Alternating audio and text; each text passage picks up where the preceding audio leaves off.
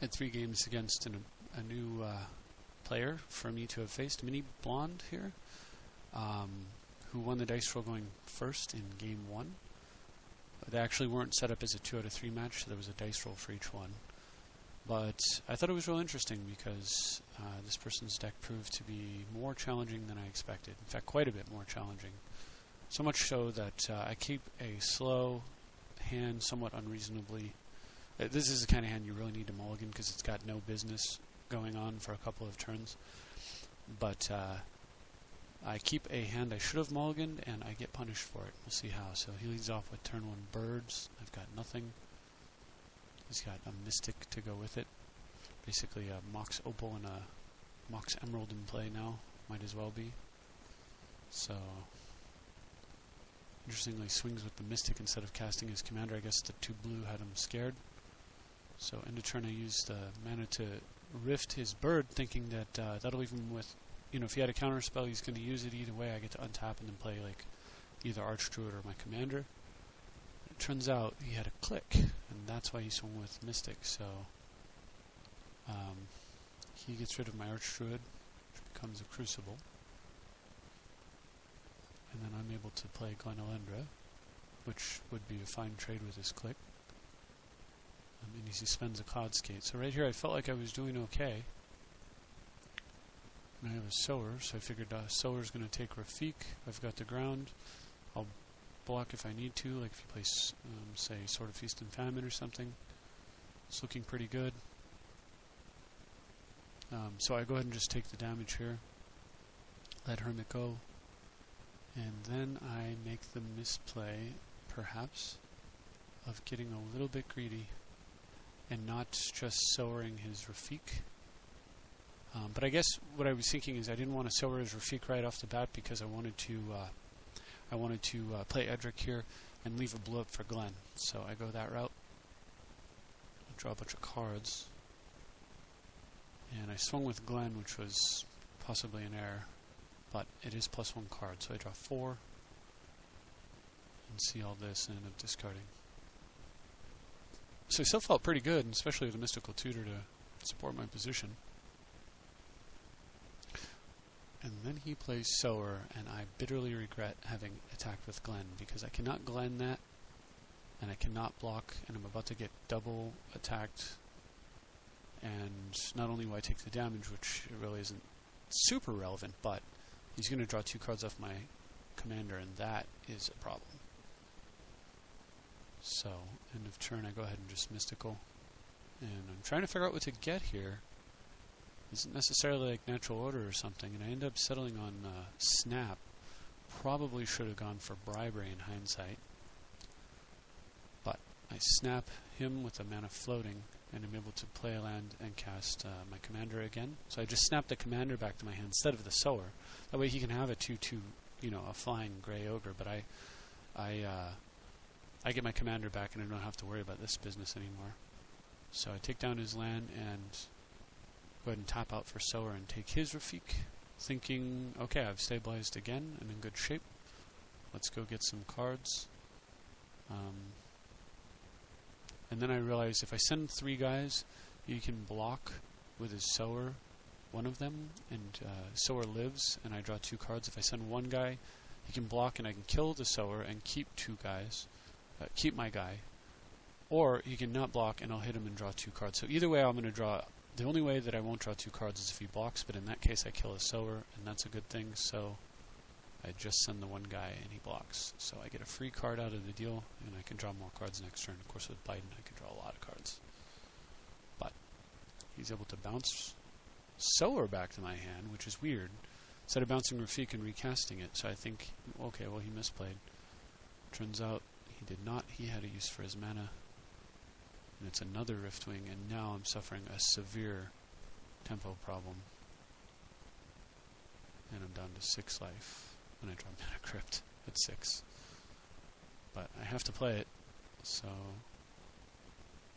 I transmute for a Jite to try to save myself and take some more damage and play Edric. So at this point, he blocks here. I'm going to get 2 counters on Jite, which I do. And the thought is that if he just sends with click, I'm going to GT it in response. If he just sends with Riftwing, I'm going to GT it in response to the Exalted trigger. If he just sends Bird or Elf, it's the same deal. If he sends Rafiq, I get to chump. And if he has some play that allows him to hit me for damage, I can gain life to prevent myself from dying to crypt. So that seemed like the right play. But this guy just totally has my number and equips or casts Steel of the Godhead on Rafiq, and I can't block it, and that's it, I'm done for.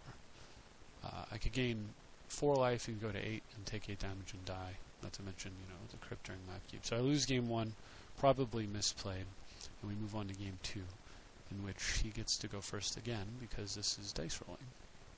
We played a match accidentally as opposed to intentionally. But that's okay, because had I won the dice roll, I would go first and then he would have gone first twice anyway, so it doesn't really matter that much. So going second, I keep a, again, semi-slow hand, but it's got some interesting things going on with it. I'm able to Sylvan Ranger myself another island. I guess I'm a lower scale Codal, so he's tapped out, so I just play Sword right off the bat. Playing Edric there just didn't seem too good, since his best play would be land Rafiq, and then Edric wouldn't get to swing. Whereas this way, if he makes the Rafiq play, I'm going to take 6, who cares? But then I get to start hitting with Sword, which is a big deal. And he does make the Edric play, or the Rafiq play. And I top deck a Timely Snap. A Snap is kind of cool when you have Squirrel Nest, and Sword is kind of cool when you have Squirrel Nest. And Natural Order is pretty cool with Squirrel Nest. So while normally I'm not super excited about Nest, I'm, on the fence with it. I'm really liking it here, and I'm also liking the fact that, barring something like Steel the Godhood, sending an Exalted ground guy over into a Squirrel Nest is meaningless. So, unfortunately I don't have enough mana this turn to both equip the Sword and do the Nest. So, I take a Aven Mind Sensor from him, and go ahead and just nest up my land so that I can stop taking, significant damage, hopefully. And he's able to play Fiend Hunter. So he just keeps the pressure on, or normally would be, except that I have a Chumper. However, because I have Sword, I decide 12 life is not as valuable to me as taking a card out of his hand and double pumping and getting bonus squirrels. So I let it hit me. And luckily draw a land, which allows me to have very nice tempo. You'll notice I haven't played my commander at all this game, which is pretty interesting. I'm just playing control with the cards in my hand, so I snap his Fiend Hunter back to get my Sylvan Ranger back and fetch a land. Specifically because it's white and I do not want him to be able to block right now. And what that does is it allows me to clone his Rafiq. With no blocker, I'm going to hit him with Sword twice, thanks to the double strike, which means 2 pumps on the nest, just like I wanted before, except this time it'll be with him discarding 2 cards. So I swing in Exalted, mash him for 4 damage, put the other Sword on the stack, respond with Nest, hit him for 4 more, and then post-combat I'm able to cast Natural Order using the scroll I just made, fetching up a Terastodon and killing his triple white, so he's not going to be able to replay the guy that I gave him. He gets down, he gets 3 elephants, but I've got a nest, so if he sends an army into Terastodon and a squirrel and a Sylvan's not really too helpful. If he sends a single creature into it, I'm just going to block with a squirrel, it's not too helpful. And if he does nothing, I get a squirrel, which is helpful over time. So, top decking here. Equipment, when you have a double striker, is pretty good, I hear, especially when it's Jute. So I get down with Jute and hit him once, stacking the Sword and Jute, and now that I know it's hit him, I go ahead and just make a squirrel right off the bat. And then hit him again with it, stacking, make another squirrel. And post-combat I bribery him for a clone, of a Drastodon, smoking 2 of his lands and 1 of mine just to... I really don't need that much mana, and I just wanted an extra guy out there, a little add to my army there type thing. And now I've got a Jute with 4 counters on it. And he gives up. So we move on to game 3.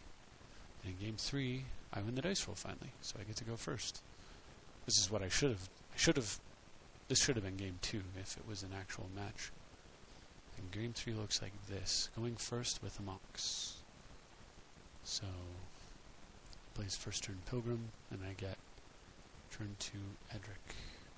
Throwing away a Simic Growth Chamber, thinking that my next turn is I'm gonna want to play either Glenn or Jace, so I can't afford to wait on the chamber. So he does nothing. Oh, excuse me. He plays Fiend Hunter and exiles Edric, and I have to choose between putting him in the command zone and letting this effectively be a Swords to Plowshares, or just putting it under the Fiend Hunter. And I like to put it under the Fiend Hunter.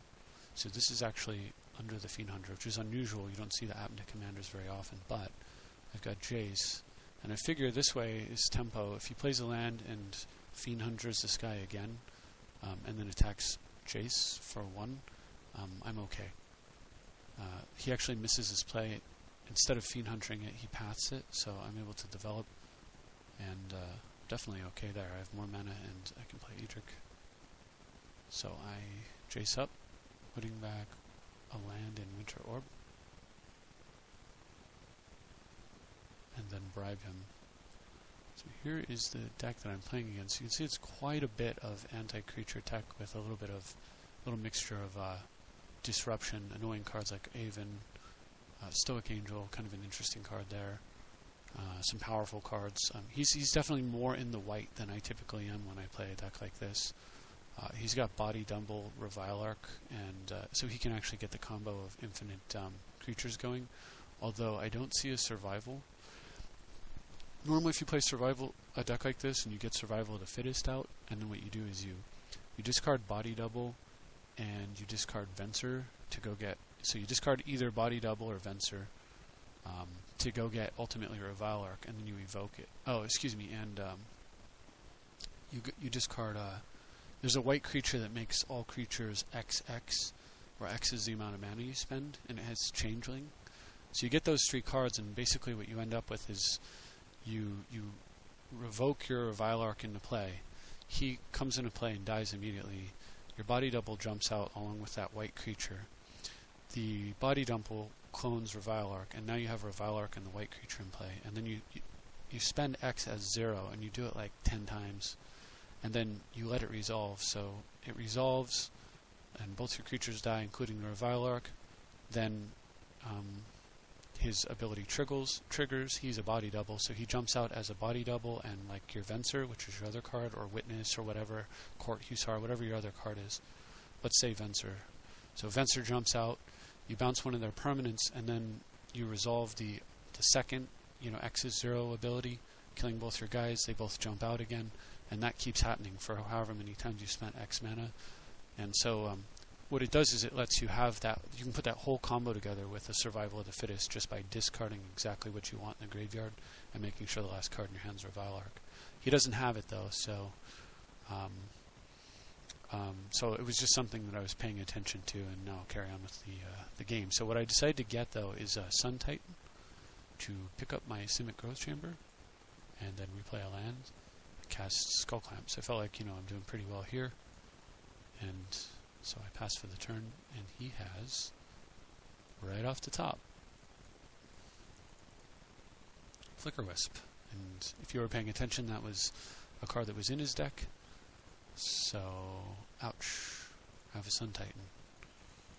However, it did get me 3 mana, 2 mana into play, so it was still a Soul Ring for me, but now it's a Sun Titan for him. Flicker Wisp returns it to play. Compliment him on his top decking skills there. This guy just totally has my number. All 3 games, just drawing exactly what he needs every time, so makes these games quite challenging. But that's part of the fun. So, I draw 3, and I have to put back 2, and I think, what did I end up going with? I think I end up going with Llanowar Elf and Regrowth for now. play a land, and he wants his Titan back. Well, I still want it, so I take it again. And this time I play Glenelendra. I'm tapped out with Glenelendra, but I've got her to block Flicker Wisp and protect Jace, and now I've got his Titan again. And because this guy is just completely apparently my nemesis, the game has decided he has mind control for Titan, so he's able to take it right back yet again. But Jace is going to live, so I have the option here to Jace my Sower and then take his Titan again. And I strongly was considering that. But what I decided to do instead is play Sword of Feast and Famine,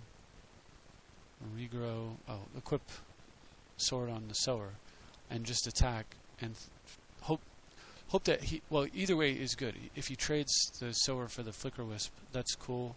It's gone from play, and I'm happy. If he does not, then of course I'm going to get a card out of his hand, and that's good.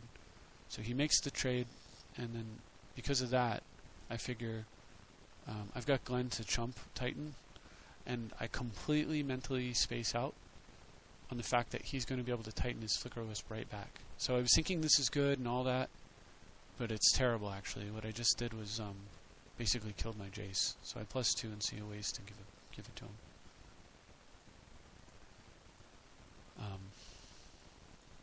And then decide I'm going to regrow Bribery in anticipation of my next turn. Still thinking that Glenn is going to be here to block Sun Titan or counter a spell. Pass the turn. Feeling good about myself right up until I realized that he can attack and do the Flicker Wisp thing. But it doesn't matter because even if he didn't, this guy just... What does he have? My number, yes, correct. So he Fiend Hunters Glenn away permanently, basically, and then Sun Titans. And with Sun Titan on the stack, he Vencers in an overly aggressive play, in my opinion. Simic back to my hand. Flicker Wisping. I think incorrectly, by the way. He should have flickered the something else. Definitely not what he chooses here, but choosing his own Venser. And then hitting me for damage, killing Jace, and then Venser's Mox. So if he would have Flicker Wisp the Mox Diamond, I would have discarded Simic to it, more than likely. But by bouncing it to my hand, I'm able to play Simic and discard one of the weaker lands to it. So I think that was kind of a misplay. The other issue is, of course, that he hasn't answered this threat here. I mean, I guess he's got block and Titan over and over, but I just bribed him, or I just regrew Bribery. He has to remember that. So I go for the bribe, and I take his own Sower, so he can't top deck that since he's like the top decking master against me. And then before combat I put Simic into play because I want to untap a better land and throw away the coast. I was about to equip the Skull Clamp, but then I realized I've got better things to do with my mana this turn.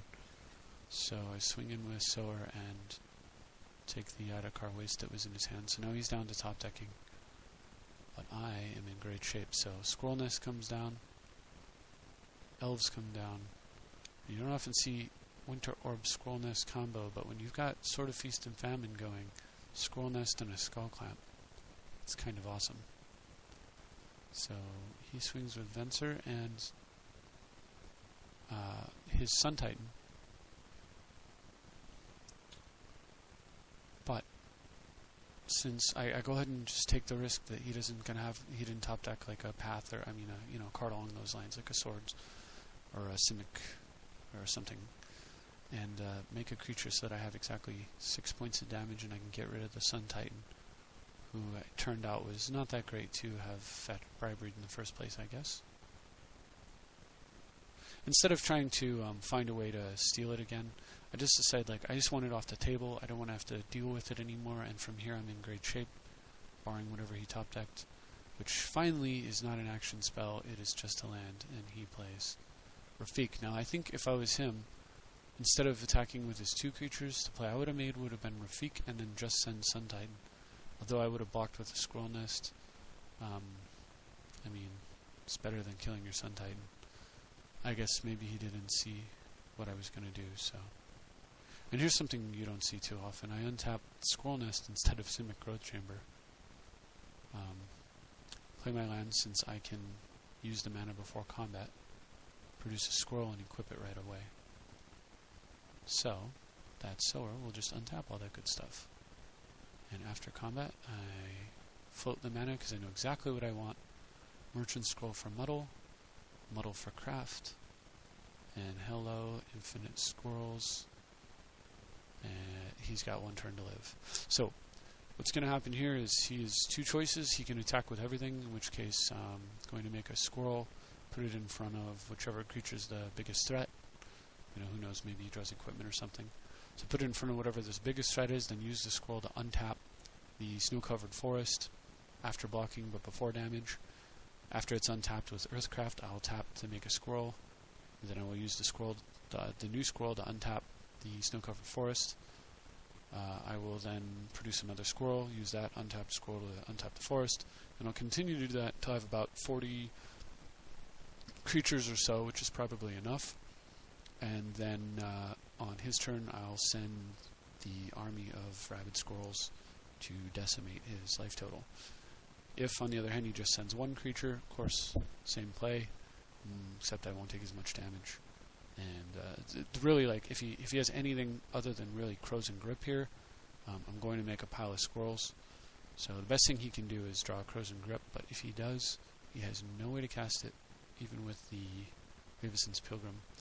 So there's no outs for him. He could draw Strip Mine, but in response I make 40 squirrels. He could draw Nature's Claim.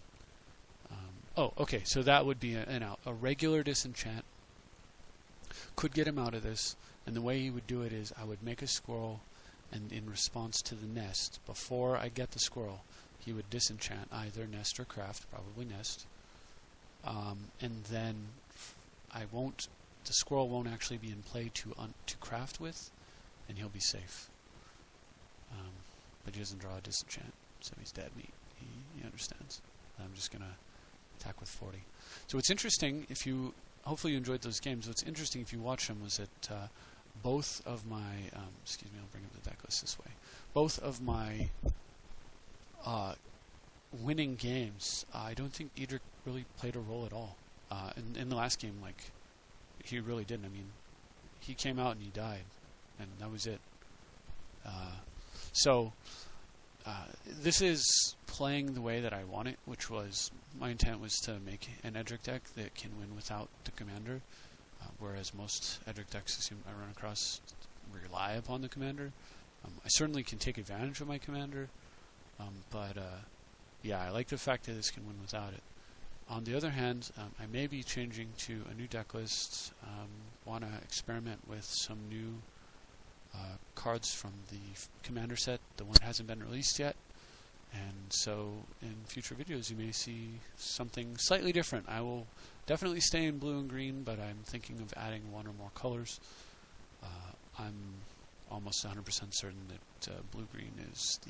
blue-green are the 2 best colors in the format, because you have so much additional ramp, and you have so many completely insane cards like Craft,